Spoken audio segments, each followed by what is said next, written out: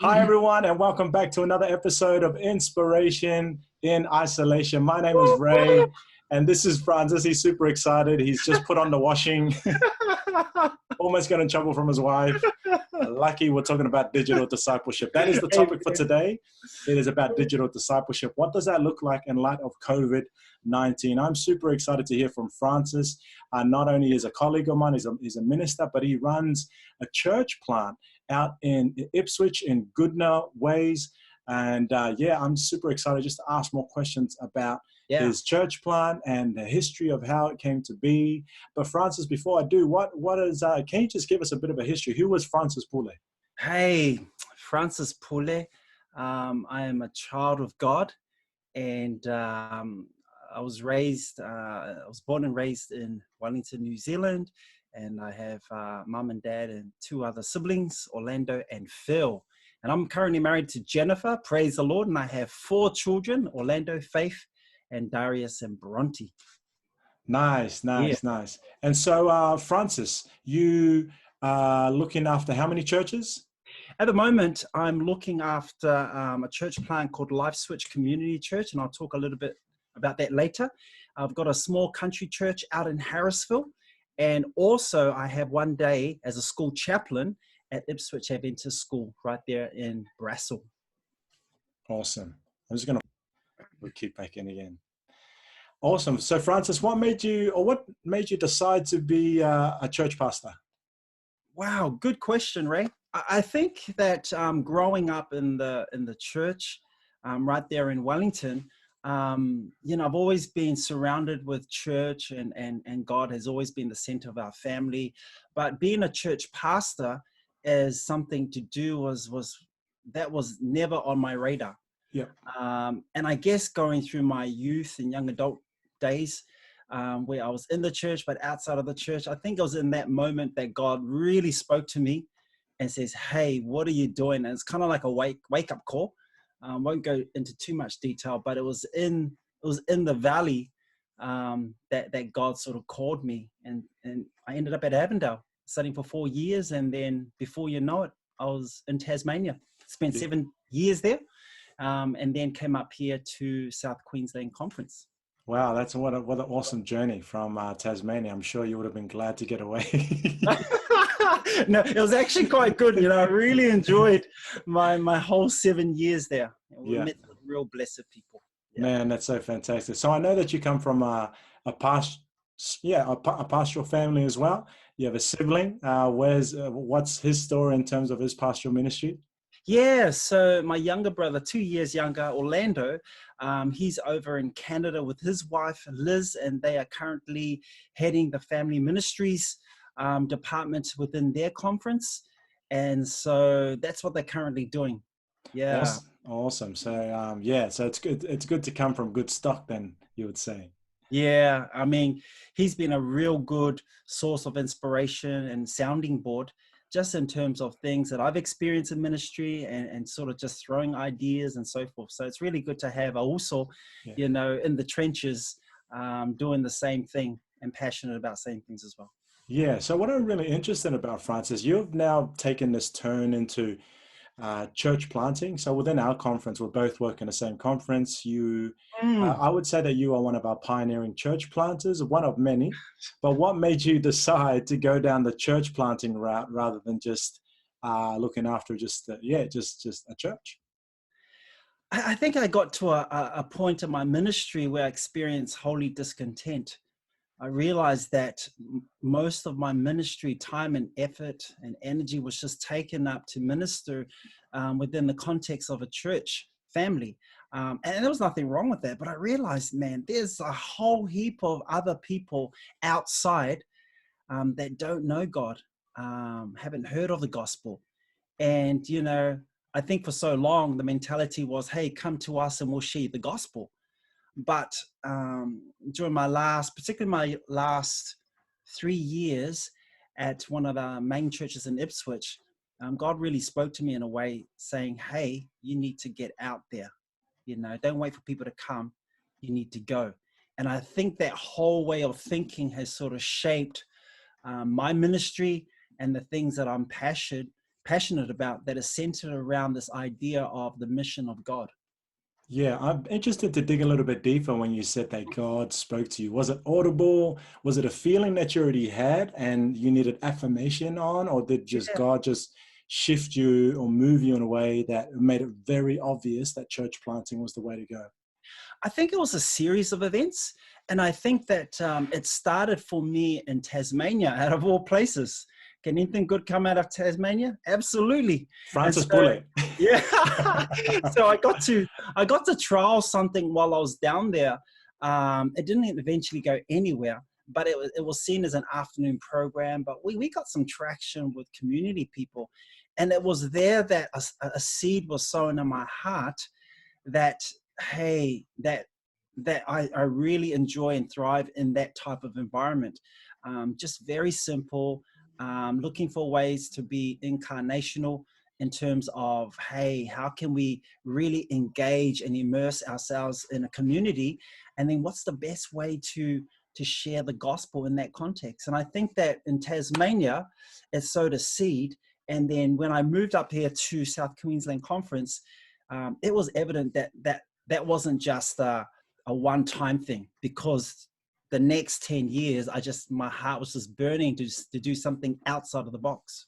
Yeah, and so when you speak about incarnational, what sort of things that you were doing in terms of being incarnational? Like, were you using hobbies? Were you using interests in ways to connect with the people around you in your specific community in Tasmania and now in Ipswich? Yeah, I think it was looking at, we often think of,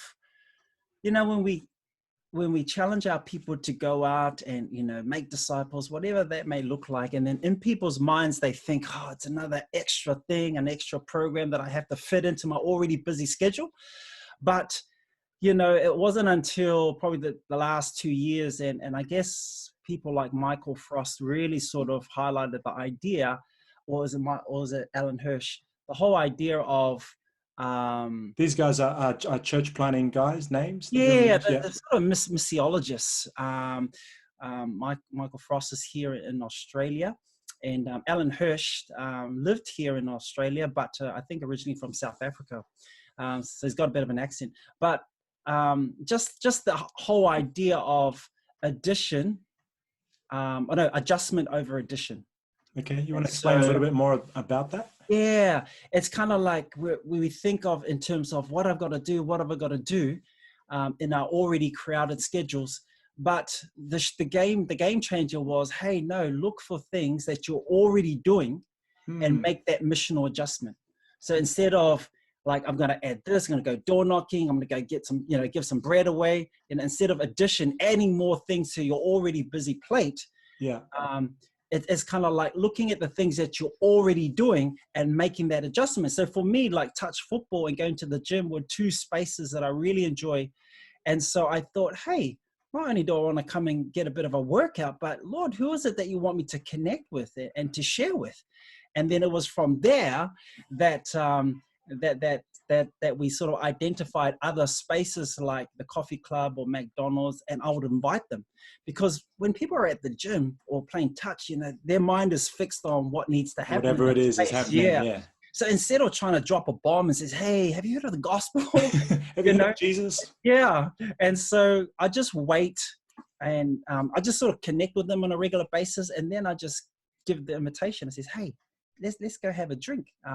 Let's go have a hot Milo together. Yeah, a non-alcoholic drink, mate. a coco Samoa together. And then from there on, it just opens up. Yeah, it just puts you in a position where the conversation could just really open up nicely to be able to share my story in light of the gospel story. Francis, you're making it sound really, really easy, and I'm almost trying to be a skeptic and like, it can't be that easy. Like, seriously, like you're making it sound as like you wait for the moment and then you ask for a drink and then you share your story. Give me some practical steps. Like, for anyone who's listening going, that's too simple. I don't know. There needs to be other steps then. I would say someone that has really shaped and really guided me in this process is Dr. Peter Ronfeld. You know, some of his stuff is just phenomenal. You know, he's a guy that's like, you know, years in front of where we are. So it's simple as, hey, are you free? So initially when you connect with someone, you just connect with them. The next time you just add something else. And so this relationship building happening within that context, whether it's the gym or touch football. And then you say, hey, are you free to have our drink? And he goes, yeah, let's go. So we'll organize a time. And then I just basically say, hey, listen, guys, tell me about yourself. It's that simple. You're just putting it back on them and says, look, just tell me about yourself. Tell me your story. And while they are sharing their story, you know, I'm listening for different inroads to be able to share the gospel. Wow. Yeah, that's really interesting. I remember when Francis first told me this, just maybe a few months ago. Yep. And I was just thinking to myself, it can't be that easy, but then it is. And so I think one of the biggest challenges for me was that I've always been incarnational in terms of living out my faith and being unashamed about, you know, being either a church minister or being unashamed about just being a follower of God or someone who goes to church or read the Bible. But I think the step that was always missing was being intentional about the conversations. So people knew that I cared about them. People knew that I didn't judge them. People knew that I would love them 110%. But I never took it over. I never made that extended offer to get to know them a little bit more. So most of my acquaintances, like I would say acquaintances, I have so many acquaintances, but yet most of them I know that if I had the opportunity again, or even now, and be a bit more intentional, like you were saying, pray about it, and ask God, sink a little bit deeper, and I'll be able to make those connections. Yeah. Tell me about the Switch Church that you look after. Hey, we just celebrated our 4 years, but prior to that, we spent 2 years just meeting in homes and praying, having no idea how this is all gonna take shape. And so there was, I think there was only 6 of us, and you know, it was me, Jennifer, my wife, and another colleague who I was working with together, Lachlan Campbell. And so there were 6 of us in total, and we started just meeting and God just burst something in our hearts, where we eventually went down to the SBD Church Planting Conference, and then there was just a confirmation. And you know what the exciting thing is, Ray, is that every time that we went down to the SBD conferences, I think they've had 3. And every time we go to a workshop or listen to the main keynote speaker, it was just confirmation and confirmation in terms of the journey that we have been on, or currently on. Have we arrived? Absolutely not. You know, we are still learning, and I don't think you can ever get to a point where you say, yep, we know it all, because when it comes to real life, dealing with people in the different communities and the context in which you minister in, it's all different. It is different. It is different, because I guess depending on where you set up your community, like you guys are right in the heart of Goodna. So for those who don't know this area, Brisbane, West Brisbane, Goodna, it's more so, I would say, your low socioeconomic area. I sort of grew up when I first moved to Australia, moved to Red Bank, but always sort of was in Goodna. Obviously, I moved out of the hood and went to another hood in Woodridge. So I've always been in the hood, and now I live back in the hood. So back in the hood. you can take the boy out of the hood, but the hood never out of the boy. Come on, let's go. So tell me about some of the people that you're discipling at the moment at Lifeswitch. Okay. So, because for me, if we rewind and understand the term disciple, you know, I've adopted the SBD, but just added in the follow. So for me, a disciple is someone who is following and becoming more like Jesus in every way. Because I don't think you can become like Jesus if you're not following him. But at the same time, you can follow him, but not become like him. Wow. So I think there's that. It's a journey. It's a journey with Jesus, but it's also, when you talk about discipleship, it's a process of becoming more like Jesus in every way. You're doing it with others, And so we take more the relational. If you want to know more about discipleship, just Yeah. look at how Jesus went about it. Mm. And so coming now to how he did it, instead of investing in the multitudes, he invested in 12, and even in the 12, he had the 3. Yeah. So the idea, and it was it was an ongoing relationship. He invested in them, and so I have a group of guys that I invest in on every Tuesday night, and so I sort of like share some tools. We coach each other, Yeah. but sometimes they are discipling me. Wow. Just as much as I am pouring into them, they're also pouring into me. And so we meet every Tuesday night. So there's, I guess, 5 guys that I meet from 6 to 7. And then from 7 to 8, I meet with a group of girls, and just doing life and really to a point where I'm going to invest in them, but there'll be a time where they would go and invest in others. Yeah. So it's a very intentional process. Yes. Knowing that just as Jesus chose the people that he was going to invest in, I get to choose who I'm going to invest in.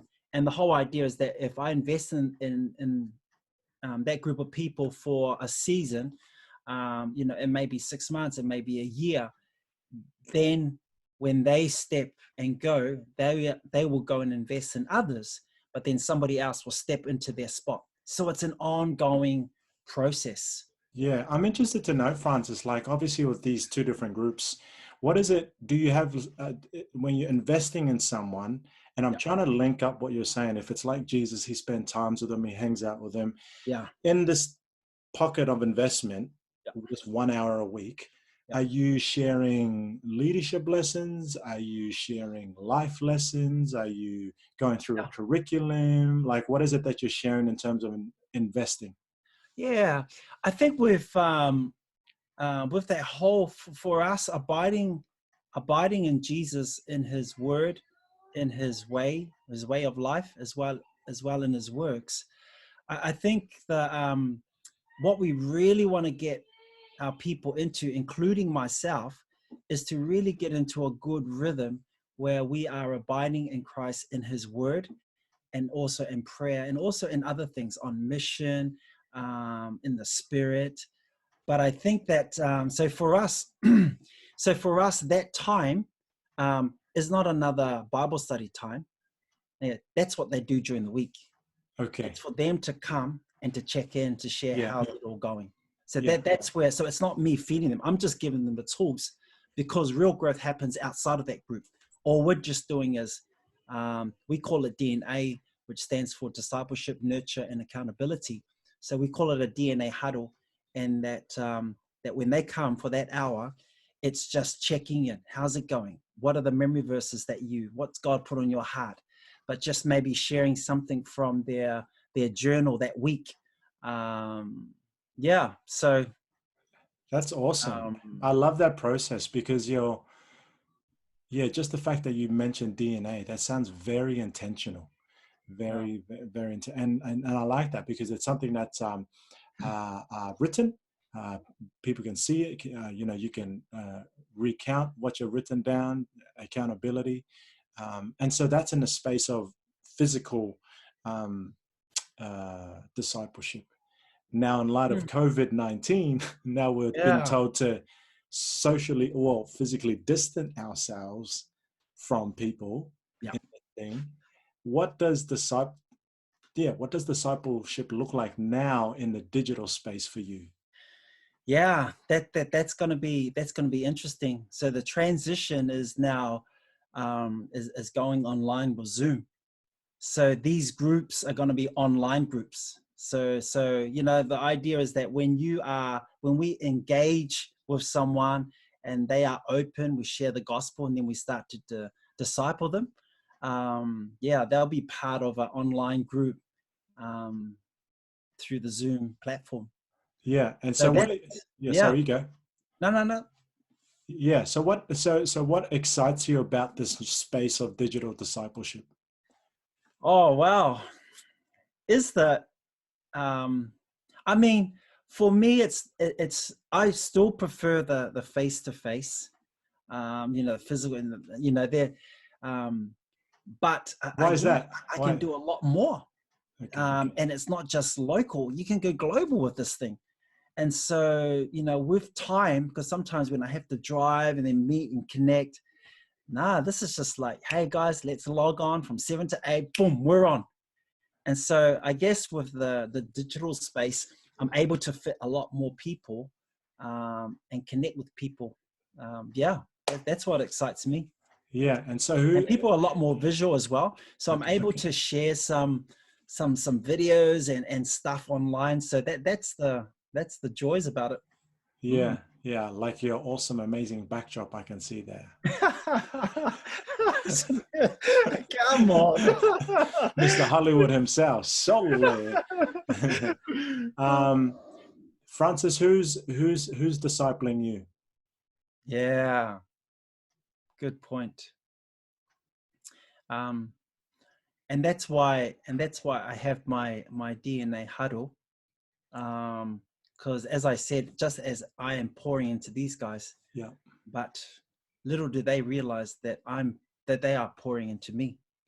Because there are times in my journey where I feel down, where I struggle with things and I get distracted, but these guys keep me in track. And the questions that I often ask to different people is, number one, how's your walk with the Lord? How are you abiding? How is your abiding this week in Jesus, in his word and prayer? And the second one is this: have you spent adequate time with your family this week? So those are two very important questions that I would ask at different times with our huddle, and they will keep me accountable as well. Yeah. And I guess those questions you can ask yourself as well, huh? Yeah. Because it's not just a one-way thing where you're asking them, they're speaking into you, but then you're also thinking about the questions for yourself. How are you sharpening your tools in terms of pouring out and investing in others? Obviously, you're always giving out of the overflow. What are some of the things that are filling your cup at the moment? I think so. We have certain tools that we use to be able to share, connect, and share the gospel. So practicing those tools every day just helps me to stay on my game. Yeah. Can you give us an example of one of your tools? Yeah. So example would be, I don't have a pen with me, but I often share like a diagram, the gospel using the 3 circles. I think that a very simple way, we talk about brokenness and talking about Jesus and talking about, later on, I can, maybe in the link, I can chuck some resources on your YouTube channel, right? Absolutely. And that way people can get a perspective. And like another way is just sharing my 15-second testimony. Okay. Can you do that right now? Yeah. Okay. All right, let's do it. You start off with, there was a time in my life, and then you highlight 2 key things that happened, and then the time that you met Jesus, and then your life now with Jesus, and then you finish off with, do you have a story like that? All in 15 seconds. So okay, let's do it. Okay, let's go. I need you to give me. So you've given me the fill in the blanks. I just want to hear it. I just want to hear your story. So now remember, when I shared the 15-second testimony, it's kind of like an on-ramp to sharing another tool, which I've just described, called the 3 circles. Okay. So let's just do this one tool and then we'll leave the other one for later. Okay. So there was a time in my life where I was empty and lonely. But when I decided to follow Jesus and surrendered my heart to him, I now live a life of purpose and meaning. Do you have a story like that? Baptize me now. See, I think that when you challenge your people to think of your 15-second testimony, it will go on to 5 minutes. And the good thing about trying to narrow it down to 15 seconds is that you really thought about the content. Yeah. And then when you do open it, and it may go for, at least you've got the frame, you can talk about those 2 key points and what it means now for me anyway. Man, that's powerful. And yeah, I'm just thinking now of how I can share that in a really practical, tangible way. Here's a question that probably would get you by surprise, or maybe not. How are you discipling your family? Yeah, good question. Um, you know, how I'm discipling my family, let's start with my kids, is so this process of a Discover Bible reading, I've actually modeled that. I've taught that to my kids. We all have turns to lead our family worship. So I'll get them to read a story, and then I'll ask the questions. And we've adapted the questions differently from what Peter has, but the questions are pretty much the same as, hey, what stands out for you? What do you observe? That's question 1. Question 2 is, hey, what does the story teach you about God? And question 3 is, hey, what does the story teach you about people? And then question 4, what will you take away that you will apply to your life this week? Or another way to rephrase it, is there anything for you to obey? Yeah. And then the last one is, hey, who can you share this with? So that's one way that I've discipled my kids. It's actually the structure that I use even for my devotions. I look at a passage and just ask those simple questions. And so so that's the family worship side of things. One of the things that I really struggle is to be consistent in that space. So even though that in theory, hey, this needs to happen, the why and the what, but the how and the when sometimes it's not consistent. So that's probably a challenge. This is a challenge for me. But what I'm starting to do now with this whole growing young, that is this concept of growing together. Sorry, one of the things is that I want to work on is empathy. And so what I've decided to do is that just to spend, like, have a date night with my children. And so, whether it's having lunch with my daughter last week, I say, hey, let's get something to eat. And then we just chat and just, so, and I think that there are challenges in terms of me trying to disciple my kids without being a parent, without being judgmental or whatever the case. Sometimes I just need to just bite the bullet and just listen with an open heart. And always the thing that I keep reminding myself goes, what would I be like at that age? What was I like at that age? What was I doing at that age? It puts everything in perspective. And when I look at my kids, I always look at them through the heart of God, knowing that, hey, I wasn't perfect when I was young. Why do I expect that of them? But it's only through the heart of God, God's love and grace, that we are able to still, still disciple them, knowing that, hey, this is what God has called us to do. Yeah. And I guess one of the interesting things that I love about you and your family, like your son, and I don't want to share too much light, on the other kids as well, but it's interesting that he's now at a stage, and for those who are listening and watching in, your son has decided to go down and be a church minister, and this is his first year, or actually first semester. Well, I don't think they'll even make it through one semester.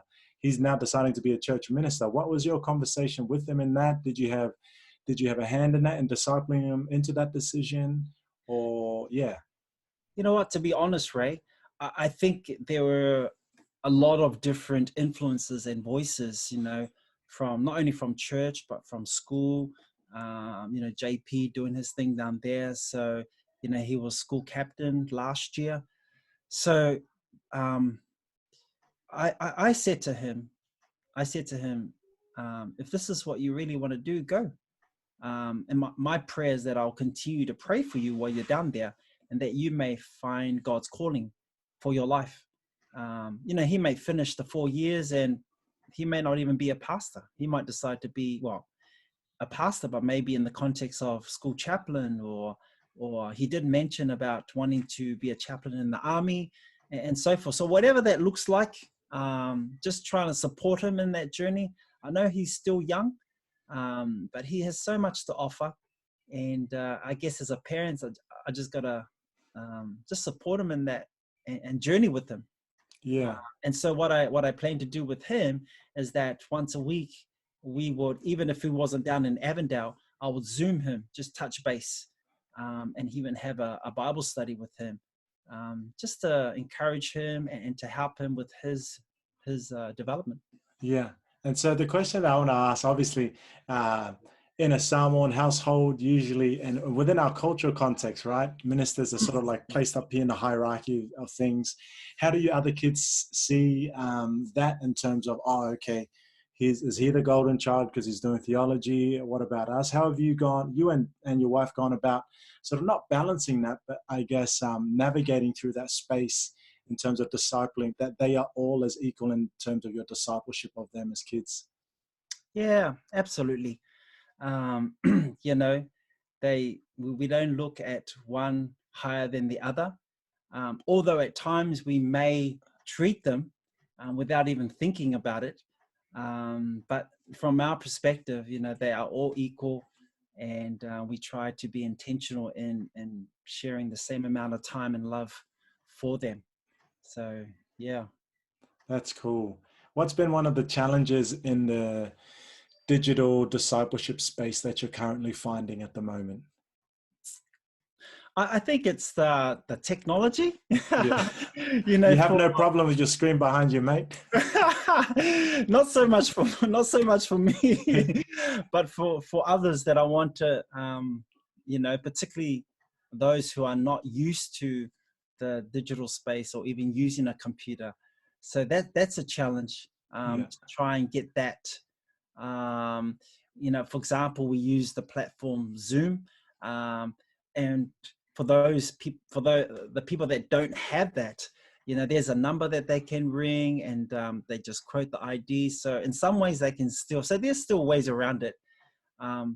So we're just trying to just help them through that stage. And sometimes the connection is good, sometimes it's bad, it cuts in and out. So that can be real frustrating. But I see it from me personally. It's a positive. It's all goods from my end. I'm just trying to encourage others to, hey, we need to up the ante here with your equipment and how to use it and so forth. Yeah.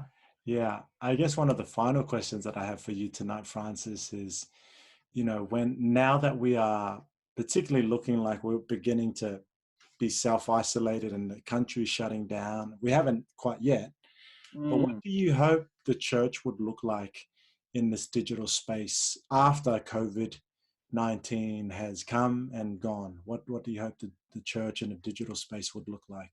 Wow. I'm hoping that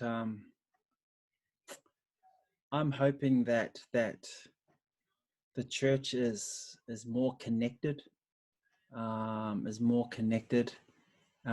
the fact that with all that is going on with technology, I'm hoping that families, you know, with home church, that, hey, it does start at home, and that, you know, that they really, you know, as parents, that they step up and that they really take their role as mum and dad to really disciple their children, that family worship is happening.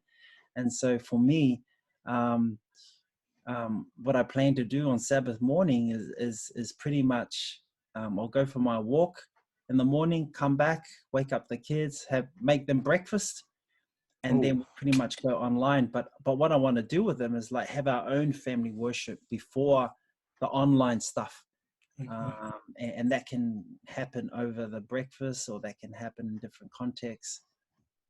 Because sometimes having the online platform, sometimes we lose our children in that space. They disengage and it becomes more, you know. So I'm hoping that relationships will be strengthened, the families will be strengthened as a result, and that there'll be a lot more, it'll help us as a church to just really think outside the box on the opportunities, even though that we are faced with challenges, but what opportunities can come out of that, particularly in sharing the gospel. Yeah, that's awesome. I did say that was my last question, but I do have one more other question. Okay, yeah, bring it, man. You know, with your kids, and I know your kids fairly well, like they're born in they're digital natives, right? And so like yourself and myself are you know, we're sort of like we're there with them. Yeah. But in their world, like they're using the digital landscape in crazy and amazing ways that totally blows our mind. How do you then disciple them to reorientate themselves to go, hey, this can be used for a kingdom thing? Because I guess our teenagers, they use it for pure entertainment, consumption of media, makes us feel good, TikToks, new hashtags or new photo things, but that's all consumption. How do you go about, not only as a father, but now as a community leader, going, how do I reorientate my kids and shift their paradigm to go, this is your space. You can use it for a kingdom purpose. How do you go about that? Yeah. I think, Ray, for me, the importance of, for example, like growing up, the penny didn't drop and everything made sense when I really surrendered my heart to Jesus.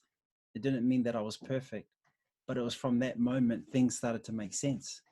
And I want to do my part to really invest in my kids. And at the same time, model to them the opportunities of what can happen when we use that platform to share the gospel. Yeah. And I think that if we focus our kids to, hey, you need to, you can do this. And sometimes we can get them to focus outwardly, but inwardly, that connection between them and God is not happening. So I think in terms of modeling, I think that's probably and just give them examples, just expose them to what others are doing. But I think it needs to start with me in the home and Jennifer in terms of what's being modeled. Yeah. I don't know if that answers your question or. Yeah, no, it did. And if it doesn't, who cares? That was a good answer. I'm sure it's going to be useful for someone. Oh man. Hey, Francis, thank you again for making time for me this evening. It's always a pleasure. And so, Francis, if people want to get in contact with you, you've dropped so many awesome gems tonight, just in terms of mentoring, coaching, digital space, books and resources. If they want to get in contact with you, what are the social handles, or where can they find you? But also give a shout out to your church if they're wanting to come experience your church. Obviously, probably in the digital space because of COVID. Where can they find you? And if you don't mind listing them off. No, just basically, we just use the one, which is Facebook. So just Lifeswitch Community. You can just go on there. It's a page, you like it, and you're connected. Yeah. And you can send me a message through that platform. Look, if there is anyone listening that is real serious about making disciples, I'll be more than happy to take the time to invest in you and to send you out to multiply. Hey, there we go. Because that's one of the key things that I'm really passionate about, is to see that lived out in others, for them to capture the vision of the Great Commission and for that to be lived out. But definitely Facebook, or just send me an email. Basically, it's just lifeswitchcommunity@gmail.com. So Lifeswitch without a T, and it's just one word. Yeah, awesome. And I'll put the address underneath. Instagram as well. You guys on Instagram? Nah. I thought you guys were. Well, we do, but we're just under construction. Someone gave out the password too many times. Too many times. People were doing their own self stories on the church. Or you can just get in contact with me, Francis Pule, and I'll accept your request, and we can stay connected. Yeah, awesome. Well, thank you again, Francis. And again, if anyone's listening out there and watching in, who's interested about what it means to be how do we transition into becoming digital disciples, Francis and many others alike. Is there anyone else you want to give a shout out or to mention to, whose work that you admire, or people who are in the space who are doing well? Look, you may not get everyone, but give us some shout outs. Look, I just want to, just people that have really shaped and influenced me over the years would be Peter Ronfeld, Paul Siope, Steve Addison, Chuck Wood from the States, and even just my local homies, Roland down in South Australia, Church in the Hills. It's just good to be on that same page. with our church plants. My boy Lachlan Campbell with Overflow. Watch this space. Yeah, where's that? Where's Overflow? Yeah, so he's Lachlan's over at the Sunshine Coast. Ah, Sunny Coast. So Okay. he's a Bible teacher at one of our schools there, Karoi. But also on the side, he is working with a group of people in the missional community space called Overflow. So yeah, watch this space. Awesome. Well, thank you again, Francis. Really appreciate your time as always. I know we catch up outside of this interview on a regular basis, but if you want to catch Francis and Lifeswitch more, or you just want to know more about discipleship, hit them up on their Facebook page, Harvest Community. That's my church. Yeah, come to my church. I'll redirect you to Francis one. Lifeswitch Community, is that right? Lifeswitch Community. You can message Francis through the Facebook page and also his email as well. And so thank you again. And appreciate it, bro. God bless you. And thank you, Ray, for everything you've done, man. You're a real champion, mate.